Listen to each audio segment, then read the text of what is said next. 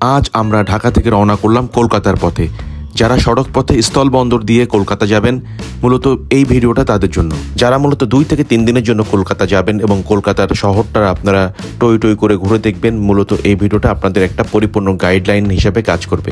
আপনারা কিভাবে আপনাদের বর্ডারের যে ফর্মালিটিস, কীভাবে আপনারা ফর্মালিটিসগুলো আপনারা পূরণ করবেন, কিভাবে আপনারা কলকাতার বিভিন্ন ট্যুরিস্ট প্লেসগুলো ঘুরবেন, ওখানে হোটেল ভাড়া কত, ওখানে কোথায় কোথায় যাবেন, গাড়ি ভাড়া কত, তার ডিটেলস একটা ধারণা আপনারা এই ভিডিওতে পেয়ে যাবেন। এটা হলো আমাদের কলকাতা ট্যুরের প্রথম পর্ব। আপনারা দেখতে থাকুন এবং এনজয় করুন কলকাতা।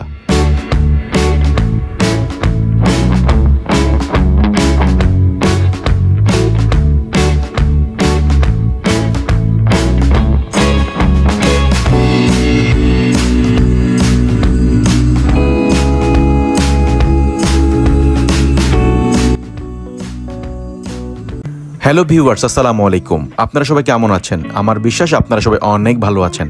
আমরা এখন আছি আরামবাগ বাস টার্মিনালে এবং আজ আমরা রওনা করব ঢাকা থেকে সরাসরি কলকাতার উদ্দেশ্যে।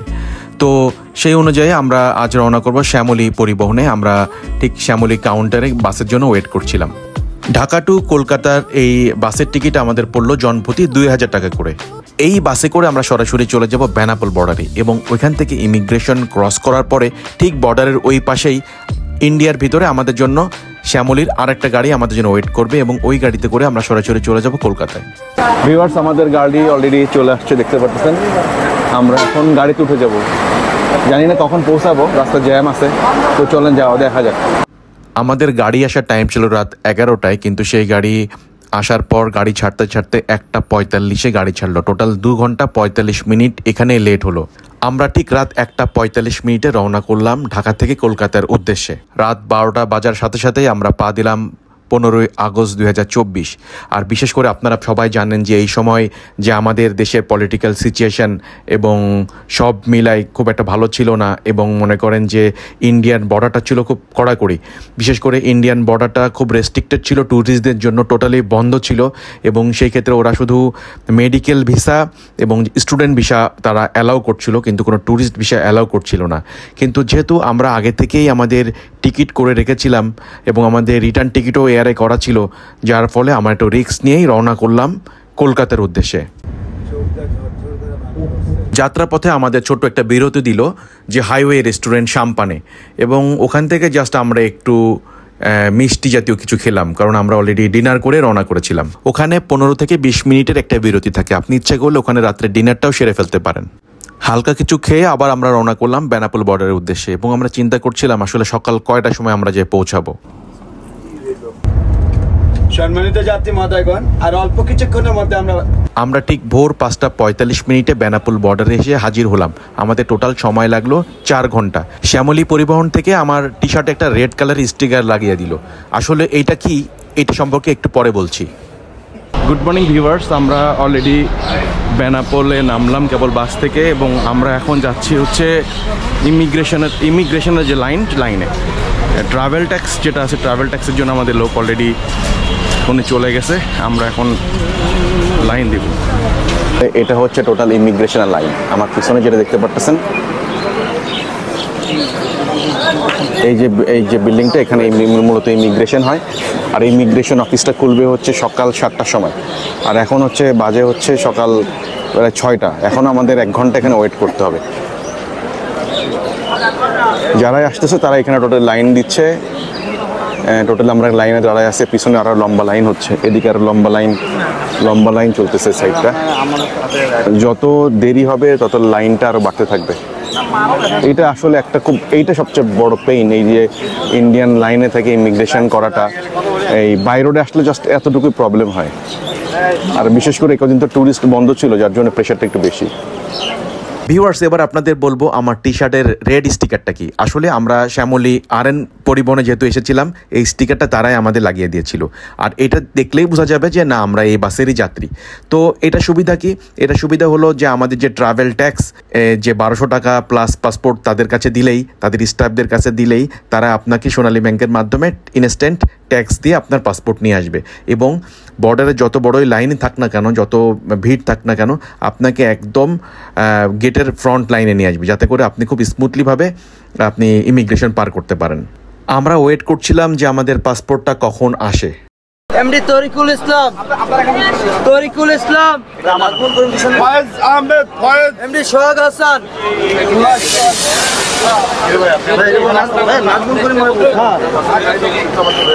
মেহেরা মকবুল। বাসের স্টাফ আমাদের পাসপোর্ট আমাদের বুঝিয়ে দিল, তারা ট্রাভেল ট্যাক্স দিল এবং পোর্ট এন্ট্রি যে ফি সেই ফিটা দিল।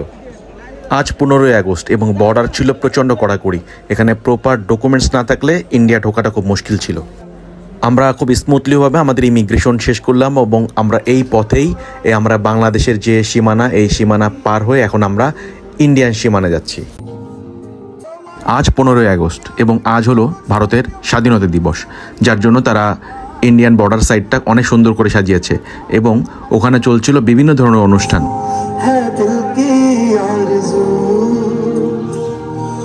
এখন আমরা আছি বাংলাদেশ এবং ইন্ডিয়া সীমানার মাঝামাঝিতে। এই পাশটা বাংলাদেশ এবং দেখেন এই পাশটা হলো ইন্ডিয়া। তো আমরা এখন এই বাংলাদেশ এবং ইন্ডিয়ানের মাঝামাঝিতে আছি এবং আমরা এখন ইন্ডিয়ান সীমান্তে প্রবেশ করছি। আমরা ভারত ইমিগ্রেশন খুব স্মুথলিভাবে পার করলাম এবং তারা ইমিগ্রেশনে আমাদের বেশ কিছু প্রশ্ন করেছিল এবং প্রশ্ন শেষে আমাদের পারমিশন দিল ভারতে যাওয়ার জন্য। আমরা অলরেডি ভারতবর্ষে প্রবেশ করলাম। আমরা অলরেডি কলকাতার ভিতরে চলে আসছি, বর্ডার ক্রস করে এই কেবল প্রবেশ করলাম। ভিউয়ার্স দেখেন এখানে আমরা এখন চলে আসছি সেই আমাদের পিছনে দেখেন শ্যামলীর আরেকটা পরিবহন দাঁড়িয়ে আছে, আর এটা হলো সেই কাউন্টার। এই শ্যামলী কাউন্টার, তার মানে এটা হচ্ছে ইন্ডিয়ান শ্যামলী গাড়ি। এই গাড়িতে করে আমরা কলকাতার উদ্দেশ্যে রওনা করব। এখন আমাদের ঘড়িতে সময় হলো সকাল 8:45। আমরা তখন অলরেডি চলে আসছি এই পারে। তখন আমরা একটা ডিসিশন নিলাম যে আমরা শ্যামলী পরিবহনেতে করে যাব না, আমরা পার্সোনাল একটা গাড়ি ভাড়া করে আমরা সরাসরি রওনা করব কলকাতার উদ্দেশ্যে। কারণ শ্যামলী পরিবহনের আমরা 3 জন যাত্রী আগে চলে আসছিলাম এবং টোটাল গাড়ির সকল যাত্রী না আসা পর্যন্ত এই গাড়িটা এখান থেকে ছাড়বে না। তো ছাড়তে মিনিমাম 10টা, 10:30, 11টাও বাজতে পারে। তো আমরা এই টাইমটা ওয়েস্ট করতে চাইনি, যার জন্য আমরা টোটাল 2100 রুপিতে একটা গাড়ি ঠিক করে আমরা 3 জন রওনা করলাম কলকাতার উদ্দেশ্যে। আজ যেহেতু ভারতের স্বাধীনতা দিবস, সেই জন্য বিভিন্ন স্কুলের বাচ্চারা বিভিন্ন ধরনের অনুষ্ঠান, বিভিন্ন ধরনের র্যালি এগুলো করছিল এবং এগুলো দেখতে দেখতে আমরা রওনা করছিলাম কলকাতার উদ্দেশ্যে।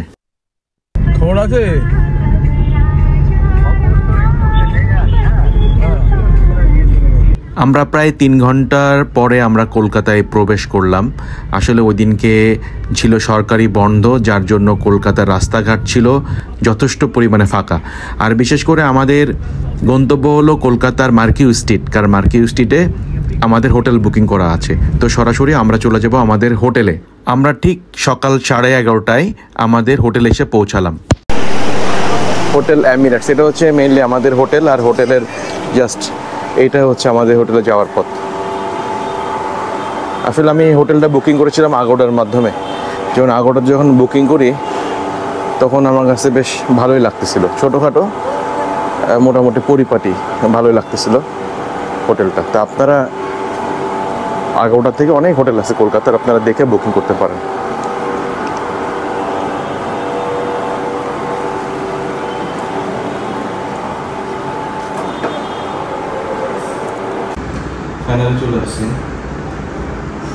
হ্যাঁ, আসলে আমাদের হোটেলের চেক ইন ছিল দুপুর 12টায়, কিন্তু আমরা 11:30টায় চলে আসছি। কিন্তু রুম অ্যাভেলেবেল থাকার কারণে তারা আমাদের রুম দিয়ে দিল। রিসিপশনের ফর্মালিটিস শেষ করে আমরা এখন আমাদের রুমে যাচ্ছি এবং রুমে যেয়ে আমরা আমাদের রুমের রিভিউটা দিব।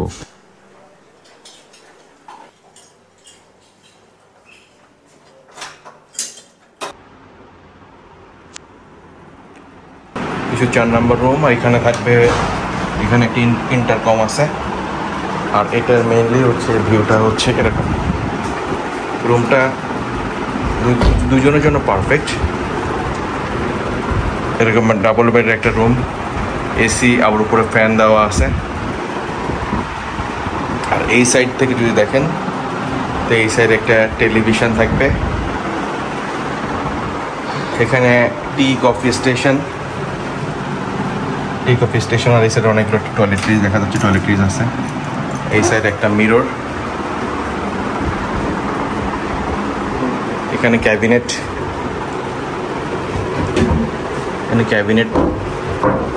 আর এই পাশে আছে একটা আলমারি। এই পাশে আর এই সাইডটা হচ্ছে ওয়াশরুম। এটা হচ্ছে ওয়াশরুম। মেনলি আমরা যারাই হোটেলে উঠি আমরা ওয়াশরুমটা একটু ফলো করি। ওয়াশরুমে কি ছোট্ট একটা বেসিন, একটা মিরর, ওয়াশরুম, কমোড, এই আর কি ছোটোখাটোর ভিতরে কলকাতায় একটা পরিপাটি রুম। এটা এরকম একটা রুম যদি আপনি ভাড়া নিতে চান আপনার খরচ পড়বে 4000 টাকা। কলকাতার পথে কলকাতা দাদা। ভাই কস্তুরিটা কোথায়? কস্তুরি রেস্টুরেন্ট? হ্যাঁ হ্যাঁ, নেক্সট ওয়ালা মোড়। কালকে রাত্রে যখন আমরা রওনা করি কলকাতার পথে, আর সকালে আমাদের ব্রেকফাস্টটা আসলে এভাবে করা হয়নি, খিদাও লাগেনি, আমাদের ব্রেকফাস্ট করা হয়নি। তা আমাদের এখন আসলে মেইনলি ব্রেকফাস্ট যেহেতু হয়নি, লাঞ্চ করা খুব দরকার। তো এখানে শুনলাম যেখানে খাবারের রেস্টুরেন্ট ভালো কোনটা হবে, তো অনেকে বললো যেখানে কস্তুরিটা অনেক ভালো, ওখান থেকে আমরা লাঞ্চ করব। কস্তুরি, এই যে কস্তুরি রেস্টুরেন্ট আমরা পেয়ে গেছি।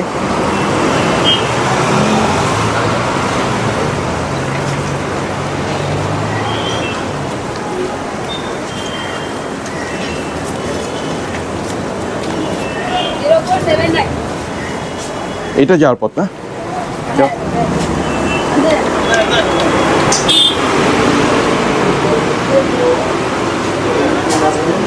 কোথায় বসবা? ভিতরে বসে আর আছে কিনা দেখেন একটু ভালো করে। উপরে বসার জায়গা আছে?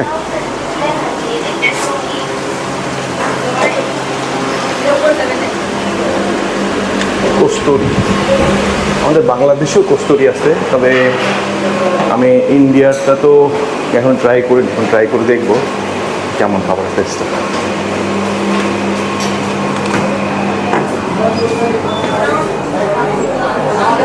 কোন পাশে বসবো? আমরা 3 জন। হ্যাঁ, একটা কর্নারে দিলে ভালো হয়। কর্নারে জায়গা হবে?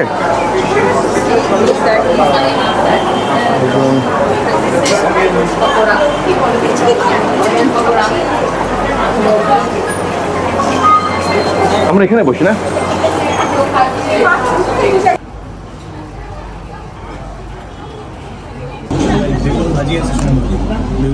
কোথায় খাবা?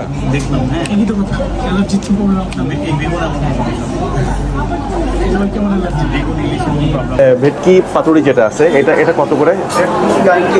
290। আর যেটা আপনি ইলিশ যেটা আছে সরিষা ইলিশ না, এটা কত করে? 525। এই যে থালি চলে আসছে দেখেন, কাঁসার প্লেটে কলা পাতা, এটা হচ্ছে ভেটকি পাতুরি।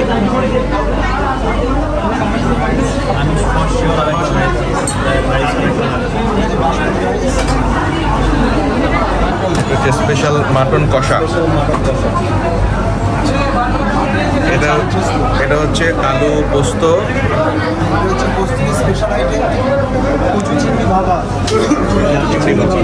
আচ্ছা আচ্ছা, এটা হচ্ছে সরিষা ইলিশ। আমরা একটা বেগুন ভাজা অর্ডার করছিলাম। এটা কি জিনিস? মিডিয়ামটা দিচ্ছেন না? হ্যাঁ মিডিয়াম। ডাব চিংড়ি, এই জিনিসটা আসলে কখনো খাওয়া হয়নি, যার জন্য এটা অর্ডার করলাম। সব খাবার অলরেডি চলে আসছে, এখন টেস্ট করার পালা। আসলে এই রেস্টুরেন্টে এখন পর্যন্ত খাবার টেস্ট করিনি আমরা, এবং অনেক শুনছি কস্তুরির কথা, যেটা হচ্ছে আপনার কলকাতাতে। এখন টেস্ট করে দেখবো এদের খাবারটা কেমন। ভেটকি পাতুরি, কলা পাতা পাতুরি, এটা আমার ফার্স্ট টাইম। আমি আগে কখনো ডাব চিংড়ি খাইনি, জাস্ট কলকাতা আসার পরে এটা ট্রাই করে দেখতেছি কেমন আর কি। এটা অথেন্টিক একটা জিনিস।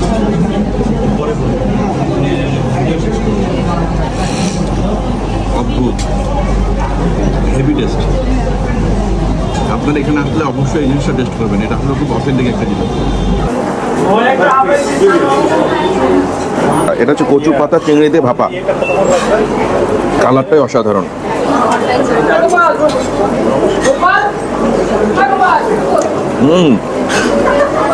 সেই টেস্ট। এটা সরিষা ইলিশ,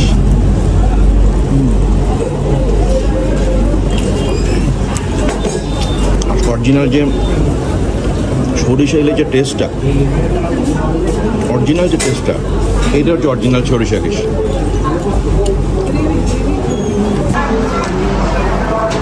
আমাদের খাবারের টোটাল বিল 2335 রুপি।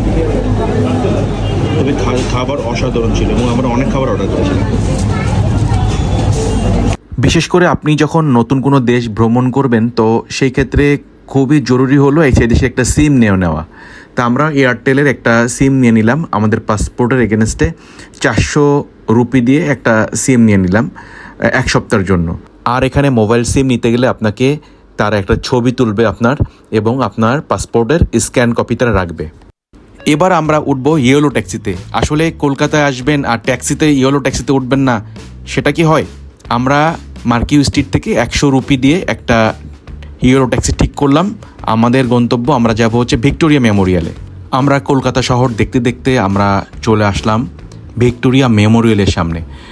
আসলে ওই দিন ছিল 15ই আগস্ট, যার জন্য সরকারি বন্ধ ছিল, এবং এই সরকারি বন্ধর জন্য ভিক্টোরিয়া মেমোরিয়ালের যে মিউজিয়াম ওইটা বন্ধ ছিল, কিন্তু আপনি ভিক্টোরিয়া পার্কে ঢুকতে পারবেন, পার্কে ঢুকে সম্পূর্ণ পার্ক দেখতে পারবেন, কিন্তু ভিতরে যে মিউজিয়াম ওই দিনকে বন্ধ ছিল। আর আমাদের টিকিট নিল 30 রুপি করে পার পারসন। আসলে ভিক্টোরিয়া মেমোরিয়ালে আপনার প্রবেশ সহ এবং আপনি যদি মিউজিয়াম ভিজিট করেন তো সেই ক্ষেত্রে আপনার 100 রুপি করে পার পারসন। কিন্তু যেহেতু আজকে মিউজিয়ামটা বন্ধ ছিল এই জন্য আমাদের এন্ট্রি ফি 30 রুপি করে নিল। ভিক্টোরিয়া মেমোরিয়াল হলো ভিক্টোরিয়া স্মৃতিসৌধ, পশ্চিমবঙ্গের কলকাতায় অবস্থিত রানী ভিক্টোরিয়ার একটি স্মৃতিসৌধ। উল্লেখ্য, ভিক্টোরিয়া ভারতের সম্রাজ্ঞী উপাধির অধিকারী ছিলেন। আগাগোড়া শ্বেত পাথরের তৈরি মহারানী ভিক্টোরিয়ার নামাকৃত এই স্মৃতিসৌধটি বর্তমানে একটি জাতীয় প্রদর্শনীশালা, জাদুঘর এবং কলকাতার অন্যতম গুরুত্বপূর্ণ একটি পর্যটন আকর্ষণ। গোপ্রো ইউজ করতেছিলাম, তো গোপ্রো ইউজ করার সময় এখান থেকে আমার গেট থেকেই এদের কর্তৃপক্ষ জানালো যে ভিতরে কোনো প্রকার ড্রোন, গোপ্রো বা এমনি ডিএসএলআর ক্যামেরা ইউজ করা যাবে না, আপনি মোবাইল ইউজ করতে পারবেন। তা যদি আপনি ইউজ করেন তাহলে সেক্ষেত্রে এখানে জরিমানা হবে। এই ভিক্টোরিয়া মেমোরিয়াল 1921 সালে স্থাপিত হয়, আর এটার প্রতিষ্ঠাতা ছিলেন লর্ড কার্জন। ভিক্টোরিয়া মেমোরিয়াল সকাল 10টা থেকে সন্ধ্যা 6টা পর্যন্ত খোলা থাকে, আর এদের সাপ্তাহিক বন্ধ সোমবার। আমরা একদম ভিক্টোরিয়া মেমোরিয়ালটা পিছন সাইডে চলে আসছি, সাইডটা এই দিক থেকে মানে ক্যামেরা যতটুকু মানে না সুন্দর লাগে, বাস্তবে অনেক সুন্দর। ভিক্টোরিয়া মেমোরিয়াল দেখে আমরা এখন বাইরে চলে যাচ্ছি। আসলে এটার আশেপাশে বেশ কিছু ট্যুরিস্ট প্লেস আছে, আমরা সেখানেই যাব। এটা হচ্ছে এমপি বিড়লা তারামণ্ডল। আসলে আমাদের বাংলাদেশে যেরকম নব থিয়েটার, ঠিক এটা কলকাতা নব থিয়েটার, যেটার নাম হচ্ছে এমপি বিড়লা তারামণ্ডল। আসলে আপনি ভিক্টোরিয়া মেমোরিয়াল থেকে বের হয়ে হাঁটতে হাঁটতে এখানে আসতে পারবেন। এই ট্যুরিস্ট প্লেসগুলো একদম পাশাপাশি। আর আপনার যদি হাতে সময় থাকে আপনি এটা ভিজিট করতে পারেন। এটা সকাল 11:30 থেকে সন্ধ্যা 6টা পর্যন্ত এটা খোলা থাকে। আর এটার হচ্ছে টিকিট মূল্য হচ্ছে আপনার 168 রুপি পার পারসন।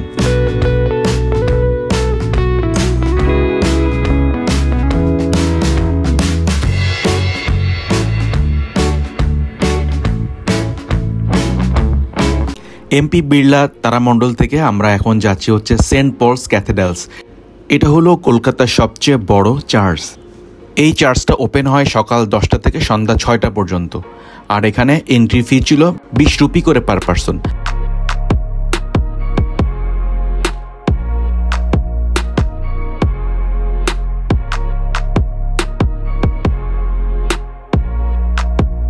আমাদের গেট থেকেই বলে দিয়েছিল যে কিছু রেস্ট্রিকশনের কথা, যে ভিতরে কোনো প্রকার ড্রোন ফ্লাই করা যাবে না, গোপ্রো ইউজ করা যাবে না, ভিডিও করা যাবে না, এখানে মোবাইল দিয়ে ছবি তোলা যাবে।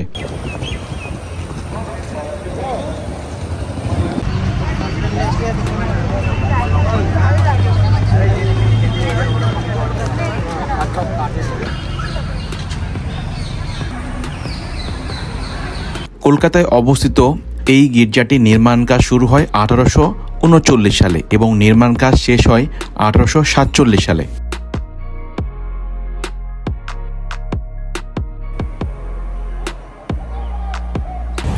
অনেক বড় একটা খ্রিস্টানদের চার্চ, এটা গির্জা অনেক বড়, তবে এটা বন্ধ, এটা ভিতরে প্রবেশ নিষেধ।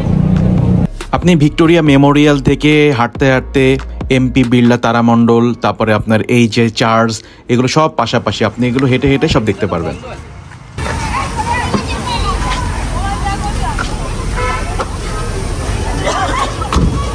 কলকাতায় উঠে গেলাম, কলেজ স্ট্রিট যাবো, যাবেন আপনি? হ্যাঁ যাবো কফি খেতে? হ্যাঁ চলেন। গেলে ঝটপট উঠে পড়ুন। এবার আমরা রওনা করলাম সেই বিখ্যাত কফি হাউজে।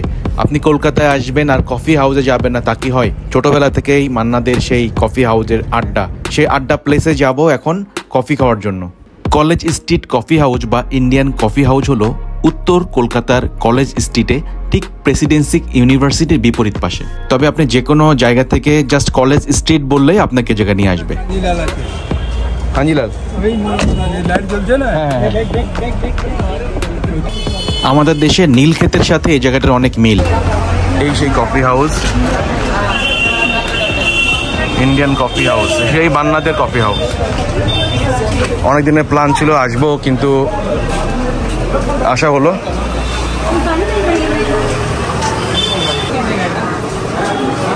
মিটারে মিটারে 6 লাখ, সেই মান্নাদের কফি হাউস। কিন্তু প্রথমে দেখলে আপনার মনে হবে না যে আসলে এই সেই বিখ্যাত কফি হাউস।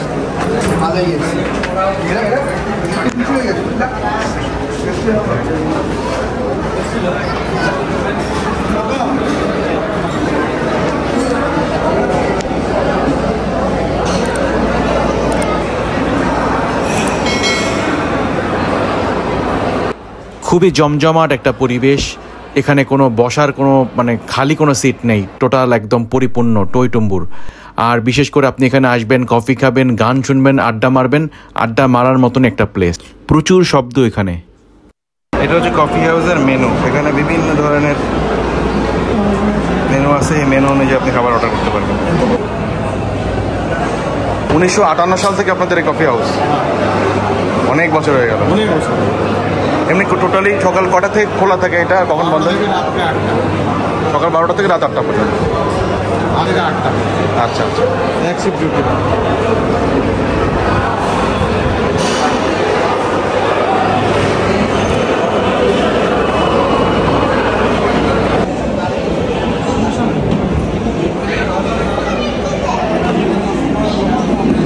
কফি হাউজে কফি চলে আসছে, তবে এটা হট কফি না, এটা কোল্ড কফি।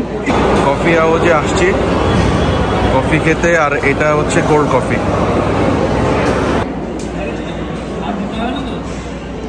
কফি হাউস থেকে যখন আপনি নামবেন তখন দেখতে পাবেন যে কফি হাউজের যে নামার যে দেওয়ালটা, এই দেওয়ালে ভালোবাসা, সব ভালোবাসায় দেওয়ালে গায়ে ফুটে উঠছে। এখানে ফোন নাম্বার থেকে শুরু করে কত ধরনের ভালোবাসার প্রতিচ্ছবি এই দেওয়ালে। ভিউয়ার্স, আমরা এখন চলে আসছি কলকাতার সাউথ সিটি মলে। আসলে আমরা কলকাতা বলতে যেটা বুঝি নিউ মার্কেট, নিউ মার্কেটের আশেপাশে বড় বাজার, এরকমই বুঝি আমরা। পুরনো বাড়ি, পুরনো বিল্ডিং, পুরনো গাড়ি। কিন্তু এখানে আপনি আসলে আপনার ধারণা চেঞ্জ হয়ে যাবে যে এই মার্কেটটা কতটা আপডেট। আমি শুনেছিলাম যে এখানে এমন কোনো ব্র্যান্ড নেই, নামি দামি এমন কোনো ব্র্যান্ডের শোরুম এখানে নেই, যেটা হচ্ছে আপনি এখানে পাবেন না। এখানে আপনি সব ব্র্যান্ডেরই প্রোডাক্ট এখানে পাবেন। জাস্ট এটা দেখার জন্য এবং এই মার্কেটটা একটু ঘুরে দেখার জন্য এবং আপনাদের দেখানোর জন্যই আমরা এই মার্কেটে আসছি। ব্র্যান্ড পছন্দ করেন, ব্র্যান্ডের কাপড় পছন্দ করেন এবং ব্র্যান্ডের কাপড় নিতে চান, যে কোনো ব্র্যান্ডের আইটেম নিতে চান, তারা এই শপিং মলে চলে আসতে পারেন। তো আমরাও আসছি দেখতে, তো চলেন আমরাও যাই এবং আপনাদের দেখাই সাউথ সিটি মল।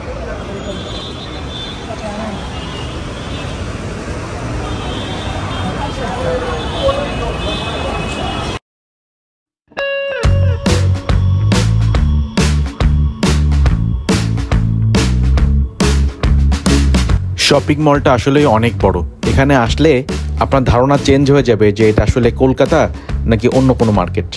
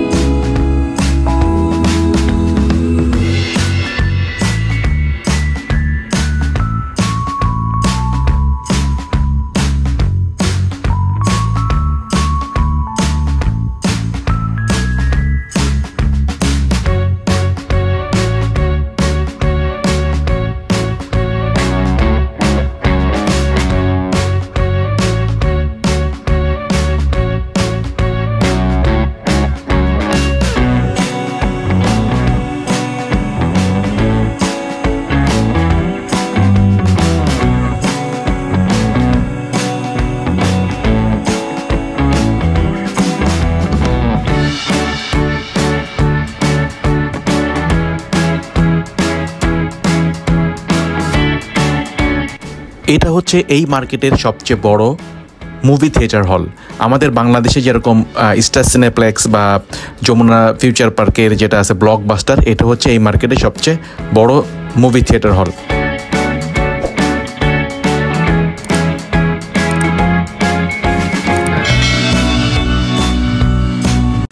সারাদিনের ঘোরাঘুরি শেষ করে আসলে আমরা অনেক টায়ার্ড, আর বিশেষ করে আমরা এখন আমাদের হোটেলের সামনে আছি, আর এখন আমরা রাত্রে ডিনার করতে যাব। তো আপনাদের দেখাবো যে রাত্রে আপনি মার্কিউ স্টেটের কোথা থেকে ভালো ডিনার করতে পারবেন। এটা হচ্ছে দাওয়াত রেস্টুরেন্ট। দাওয়াত রেস্টুরেন্টটা বেশ এখানকার মোস্ট একটা যে কটা ভালো রেস্টুরেন্ট তার ভিতরে একটা। তো ওখানে আমরা রাত্রে ডিনার করব। চলেন আপনাদের দেখাই যে আসলে আমরা রাত্রে কি খেলাম।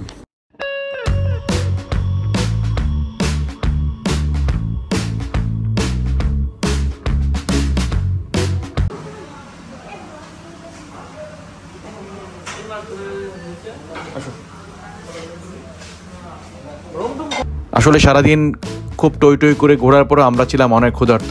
আমরা হোটেলে চলে আসলাম এবং এখানে আমরা একটা সবজি অর্ডার করলাম, আর আলু ভর্তা নিলাম, চিকেন নিলাম, আর নিলাম হচ্ছে ডাল আর বাসমতি চালের ভাত। আমরা 3 জন খুব তৃপ্তি করে খেলাম এবং আমাদের টোটাল বিল আসছিল 700 রুপি। তো ভিউয়ার্স, ভিডিও আর বড় করব না। আপনারা যারা খুব ধৈর্য সহকারে আমাদের ভিডিওটা সম্পূর্ণ দেখলেন তাদেরকে জানাই অসংখ্য ধন্যবাদ, এবং যারা আমাদের চ্যানেলকে এখনও সাবস্ক্রাইব করেননি তারা আমাদের চ্যানেলকে সাবস্ক্রাইব করে আমাদের সাথে থাকবেন। আর সাবস্ক্রাইব করার সময় বেল আইকনটা অবশ্যই প্রেস করে দিবেন, তাতে করে নতুন কোনো ভিডিও যখন আমরা ছাড়বো তার ইনস্ট্যান্ট একটা নোটিফিকেশন আপনাদের কাছে চলে যাবে। তো সবাই ভালো থাকবেন, অনেক ভালো থাকবেন, আর দেখতে থাকবেন ট্রাভেলার্স গোল্ডেন স্পুন। আল্লাহ হাফেজ।